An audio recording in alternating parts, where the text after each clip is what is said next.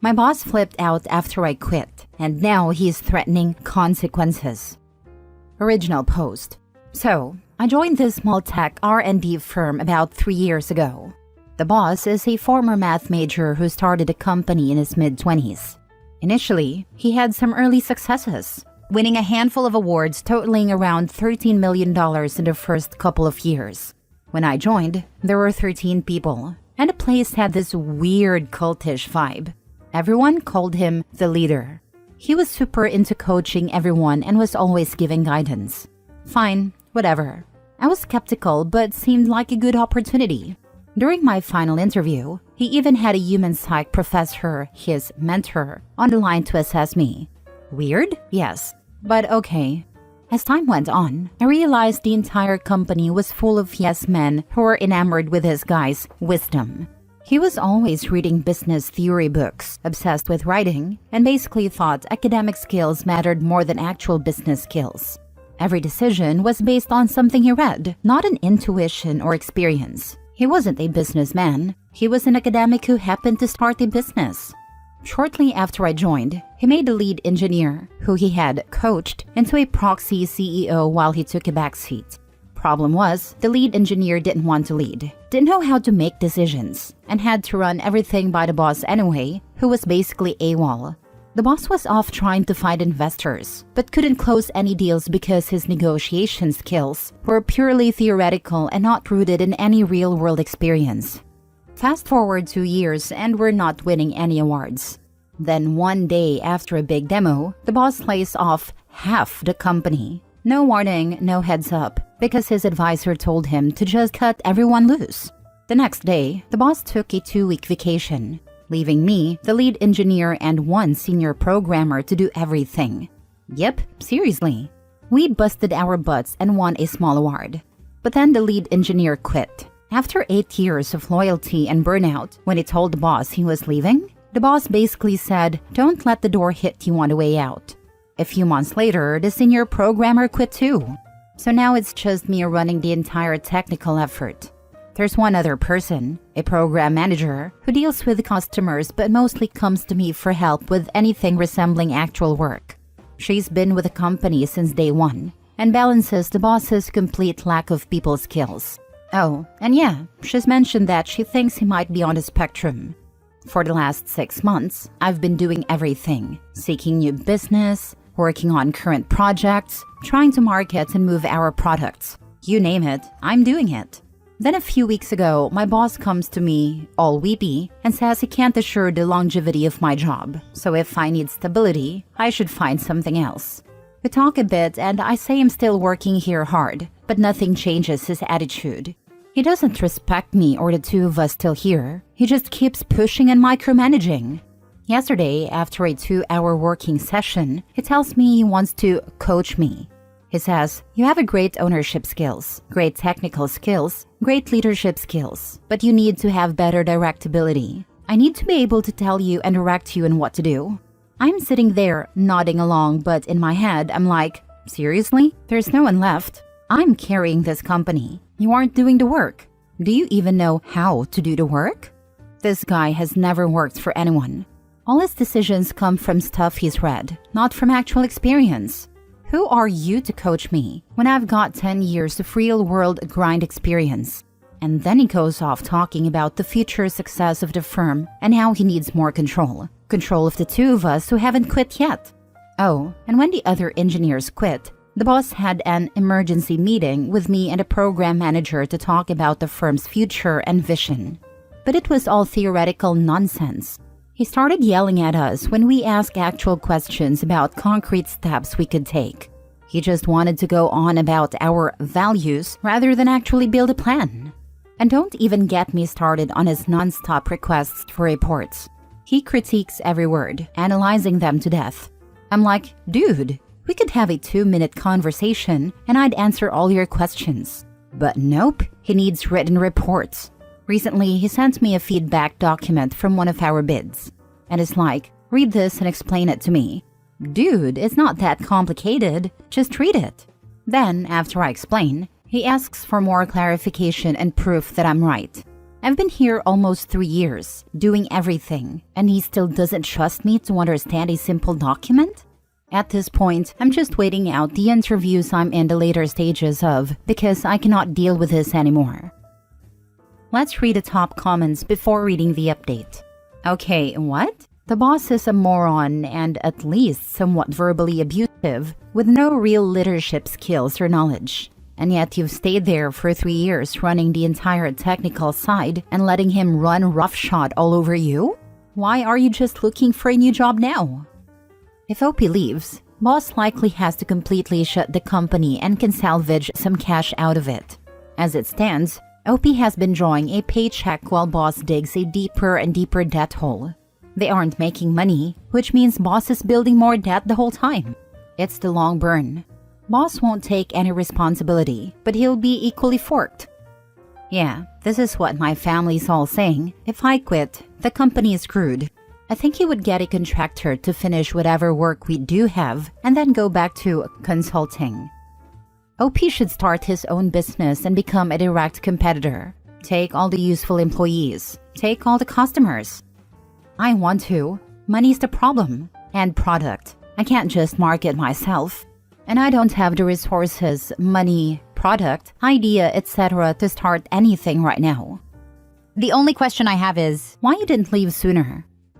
I don't want to keep leaving jobs. I had to stay long enough for it to not be a red flag for future employers. Now for the update 2 months later. After grinding through endless micromanagement and carrying my entire department on my back, I finally accepted a new job offer. I sent my boss an email letting him know I'd be resigning and offered 2 options. I could finish my high-priority writing project, the one I kept emphasizing, and leave by mid-month, or I could stay until the end of the month to wrap up everything, including the technical project and all the admin/business tasks I'd been handling solo. My new job was starting on the 28th, so for the past week, I've been working both jobs. My new one from 9 to 5 and the old one from 5 p.m. until midnight, or later. I documented everything down to the smallest detail, so he'd have all he needed. I didn't feel I needed to spell this schedule out to him, since the company always operated on flexible hours. He replied saying he was disappointed but understood, so I thought we were good. But then he called and let me know just how disappointed he was. Apparently, I was supposed to seek his blessing before leaving. The irony? When he hired me, he didn't even want to give me 2 weeks to leave my last role. He expected me to start the Monday after sending the offer on a Thursday. From the day I submitted my resignation until my last day, my boss was mostly absent. I kept sending him detailed update emails, asking if he needed anything else and checking in to make sure he'd be set for the transition. But he was nowhere to be found. You'd think he'd be the most engaged at this point. This is his company, and I'm literally the last technical employee left, apart from the program manager, whom he actually instructed me not to inform of my departure until the day before I left. I practically had to chase him down to ensure he was getting everything he needed.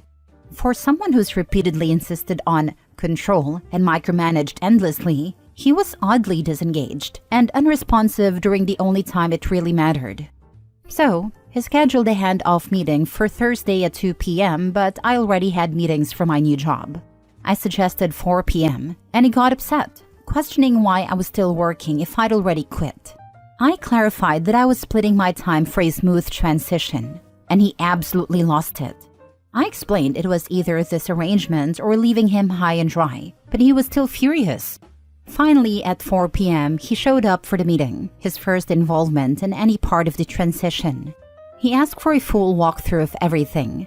I had already put it all in writing, with flawless documentation, reports, and tutorials, but I ran through it anyway. For hours, no breaks. Every single question answered, everything demonstrated.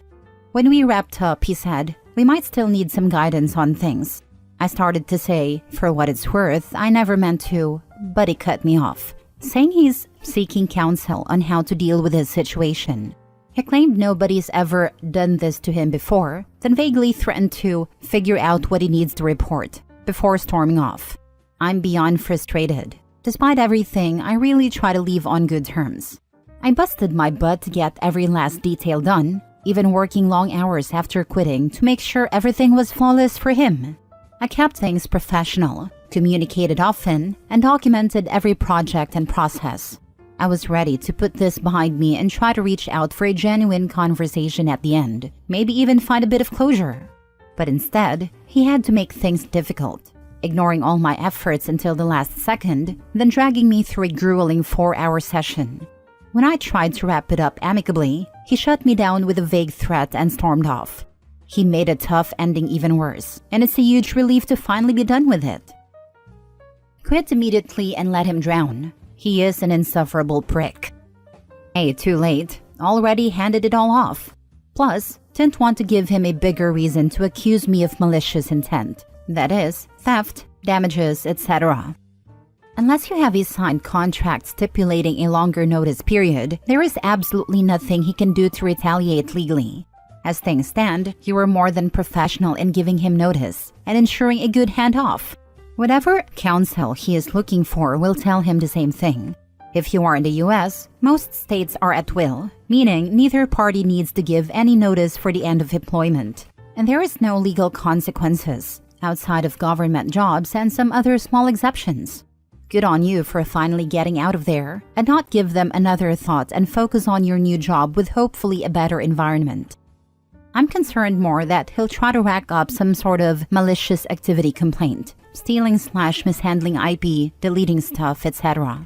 Obviously, my counter to that is that I handed everything off with 0 problems and went above and beyond to get it to him. But it would be such a headache. Or like, what if he finds out who I'm working for and reports me to them? No worries, his place is closing soon. Really hope he finds something to do or wins something. He has a big family, wouldn't want him to actually have financial hardship. Second update. The following morning, my ex-boss emailed me with the standard exit paperwork. In this, he included his version of the timeline of events since I resigned, an excerpt from some onboarding paperwork where I agreed not to disparage the company, work for a competing company, etc. He also claimed that I had committed to provide ongoing support as needed for the next 12 months. Finally, he wanted all the home office equipment I received when I started working returned. A mismatched chair, desk, headphones, etc. I sent back a very direct and pointed email with my version of events, detailing everything I had done for him, and firmly stated that I did not commit and will not provide ongoing support. I haven't heard back since. While coordinating dropping off my home office equipment with the program manager, she offered and coordinated with the boss for me to buy the equipment for $500, actual value close to $1,500. So I got to keep my setup for a good price. I mailed a check, sent an email confirming the agreement, and I am done. Done. To those saying I was simping too hard or shouldn't have worked so much, I take pride in my work. If I'm leaving, I won't give anyone an option to say the company failed because of me or something I did. Or worse, for my ex-boss to go to my new employer and throw me under the bus. B, ethically, I have a responsibility to do the work I'm paid to do. I was still being paid, so I did the work. C, there was a lot of strange paperwork I had to sign when I joined the company.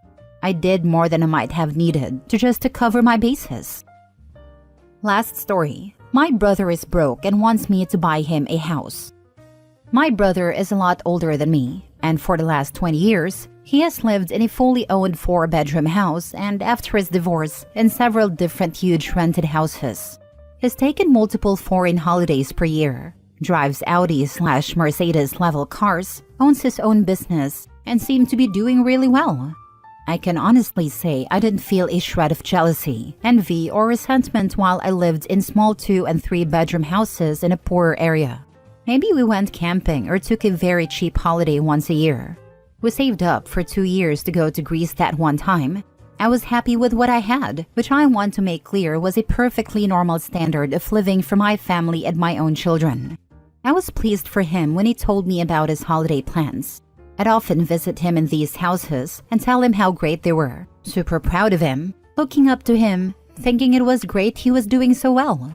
Last week, he told me he's in massive personal and business debt and will be homeless in around a month's time. This happened at a very strange time for me. I landed an amazing job 6 years ago, and through a combination of luck, years of hard work, and intelligence, I was promoted to a high level. I'm now going to receive, for me, life-changing quantities of RSUs. You can probably figure out what I'm doing. I still live in a very small house, but my wife and I aspire to a place by the sea where we can walk the dog. I also want to set up for my kids for university and prepare them for their own lives in this current cost of living crisis. He asked that I use the money I'll be receiving to buy him a nice house. He suggested I keep ownership as an investment and that he would pay rent. Now we're at the off-my-chest part. There is no way I'm using this life-changing money to continue a lifestyle for someone else that was far in excess of what I had, and that would come at the cost of that kind of life for myself and my children. I told him I can pay rent on a flat for 3 months, so he isn't homeless. But I'm not buying him a house to live in. I'm not investing in property. And even if I were, I'd never rent to a family. That's a mess waiting to happen. Would I evict him if he stopped paying rent? Maybe I feel guilty. Maybe I need strangers on the internet to validate me or tell me I'm wrong. I just needed to get this off my chest. I can't really talk to other family members about it because that would mean disclosing my RSUs, and that everyone would know I have money now. As for me, I plan to keep my costs within my means. I know this job could go away at any point, so I need to save while I can. It's crazy that he even suggested you to buy him a house. You've made a very generous offer to help him find a flat and pay rent.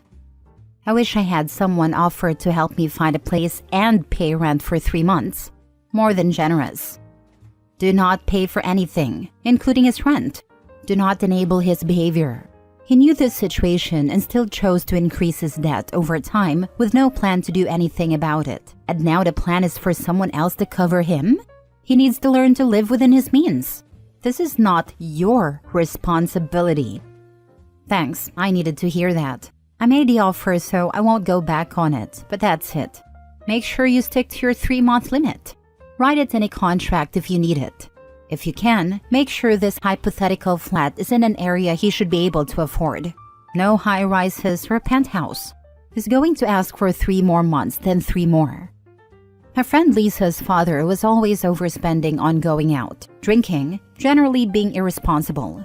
He borrowed money endlessly, until one day he had burned all his bridges. He asked Lisa to let him move in with her, as he was completely broke. She said it broke her heart, but she said no. She said she would let him come over to her place once a week to shower, and would bring him a bag of food once a week. She arranged to meet him on a certain bus bench at a certain time. She said it was the hardest thing she ever had to do, leaving him there. But within a few weeks, he had found an apartment complex where he could do janitor/landscaping work in return for sleeping in a storage room. He got another part-time job and started saving money. Within a year, he had gotten himself sorted out. Sometimes letting someone fail is the best thing for them. That's sobering. I don't see this coming to such a situation, but that's certainly some perspective.